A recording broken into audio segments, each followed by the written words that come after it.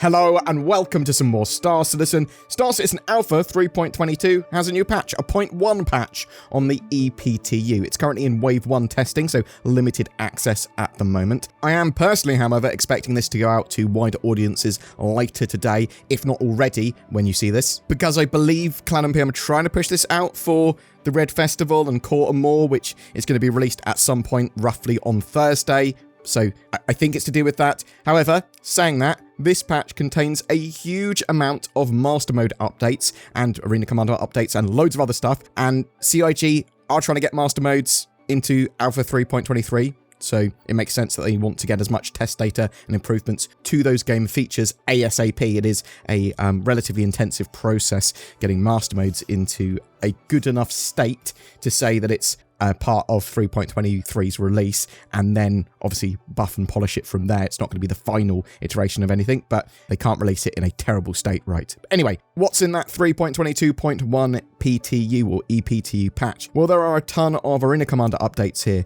A new experimental mode, Grav Racing. So feel the rush in this exciting new experimental mode featuring Gravlev vehicles racing through 5 maps: Snake Pit Reverse, Clio Islands, River's Edge, and Shifting Sands. So basically they've gone, you can now drive around in the hover vehicles in Gravlev races. There's also a Gravlev update here with acceleration restriction changes and a full balance pass on all Gravlev vehicles. That's not Arena Commander specific, that's for the whole game, that update. Master Modes 3.22.1 update. So Master Mode testing is becoming more important than ever in Arena Commander 3.22.1. And there's a large update here that they're testing to a upcoming system. So we've got a new gamer mode, Master Mode's Pirate Swarm Special AI Test. This replaces the Master Mode Endless Vandal Swarm mode that was running. They are conducting a special test of brand new AI behaviors, focusing on closer engagements and more aggressive traits, tuned specifically for Master Modes. Play through 13 waves, experience 1v1s, and new wingmen. Although the waves are different, regular Pirate Swarm will remain active for comparison with the current AI behaviors. That's actually quite a big update there. So Master Modes with a load of the ships that you would regularly see in the persistent universe. New AI updates making use of Master Modes. And yeah, I think that's going to give people the ability to test Master Modes a lot more thoroughly and obviously talk about how this AI behavior is working or not working. Atmospheric maps have been enabled across all Master Mode game modes to assist in testing Master Modes in more environments. It is important to note that this doesn't include the control surfaces atmospheric flight stuff that was demonstrated at CitizenCon 2953 though. There's a wider selection of ships that's been introduced to all the Master Mode tests, so we've now got the P-52, the Gladius, the Buccaneer, the Super Hornet, the Vanguard Warden, the Constellation Andromeda, and the Hammerhead as well. Ship updates, they've adjusted capacitor tunings, rotational buffs under boosting now depend on capacitor assignment. They slightly reduced the health of the Buccaneer and Super Hornet and drastically reduced the health of the P-52. Engine updates, so they've updated the pitch and yaw limiter, rotational speed and acceleration modifiers for boosting are now dependent on the capacitor assignment. Capacitor assignment will not affect the boost burn times unless you're flying an interceptor. They've reduced the overall boost pool but increased regeneration by 50%. There's no regen difference in NAV versus SCM modes for boost capacity. They've also adjusted regen delays. Snubs are now 1/4 of a second, light fighters 1/2 a second, medium fighters 3/4 of a second, heavy fighters a whole second, constellations 2 seconds, and the Hammerhead is 3 seconds. Shields, they've retuned shield strength. All fighters now utilize bubble shields. Shield regen overall has been reduced. So yes, size 1 and size 2 shield generators have turned into bubbles for now. Anyway, the shield 2 generators are weaker due to the bubble than they were. Capacitor assignments now have a much bigger impact on resistance. So energy and ballistic will actually be resisted up to 50% for energy, up to 25% for ballistics. The shield reserve pool in NAV mode can actually hold 100% of the shield generator's health, at least in the buffer. They've reduced weapon regen delays as well, 1/4 of a second for anti-fighter weapons and 1/2 a second for unspecialized weapons. That is a ton of updates to Master Modes. I recommend people get involved with that, mess around with that, give their feedback after they've had some hands-on experience with it. Obviously going to be a lot more important to do that once their patch is actually live. Obviously we know they're changing a load of other stuff in 3.23 with the changing of fixed weapons to pretty much all be gimbals, and the actual implementation of Master Modes into the live patch in the persistent universe. There's some other stuff here as well. Gun Rush, that's seen an update. They've basically changed the weapons that you get throughout the ranks. So people that don't know, you've got to get effectively 15 kills now, and you've got a different weapon every time you get a kill through a progressive list of different types of weapon. And they've removed the salvo and the railgun from this list, which a lot of people were complaining about them, especially me with the salvo.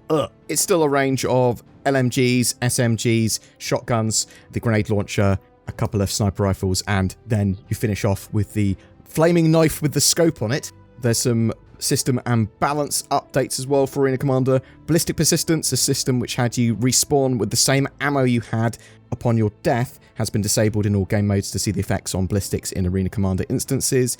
They've resolved several issues related to UI messages overlapping and overriding each other by introducing message queuing. Messages should now play one after another and restore status messages rather than clearing them when a new message appears. Kill confirmed vehicle pickups will now award based on the value of the destroyed vehicle. Several improvements have been made to the UI user experience of the spawn screen based on feedback, including closing the vehicle selection in more ways, a list of available multi-crew ships which is always available, more information on who and how many are aboard a selected vehicle before spawning, and more. They've disabled the ready system in Squadron battle. They've improved team balancing to prefer keeping squads together. Scoreboards in racing modes will now display players in order of race position rather than lap and score. So yeah, a huge amount of Arena Commander updates in this patch, and there are a ton of bug fixes for both Arena Commander and the Persistent Universe in the patch too. The Mercury Star Runner as an AI bounty ship was spawning as civilian. The perform treatment text wasn't present on medbeds. Some hostile AI would spawn and then drop their weapon when entering combat. What a dum-dum. Toggling the engine of ground vehicles would cause the sound effects to play at full volume even when the vehicle was idle. The Gatak Sulen had invulnerable areas around some of its weapon hardpoints.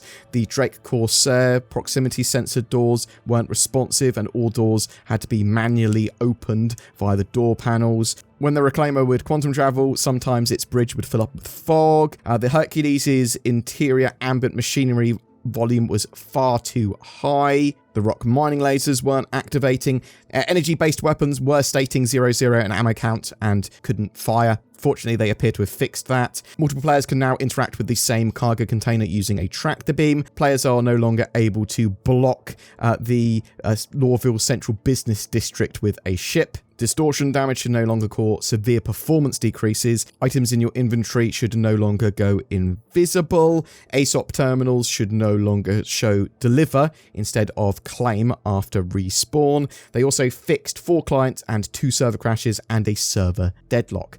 Other than all of that mentioned, there's probably the bits containing the Red Festival in here as well. I believe it's also got some Xenothreat updates potentially. At least they're prepping for some Xenothreat updates because Cloud Imperium basically said before and during 3.23, and we're going to have some Xenothreat updates.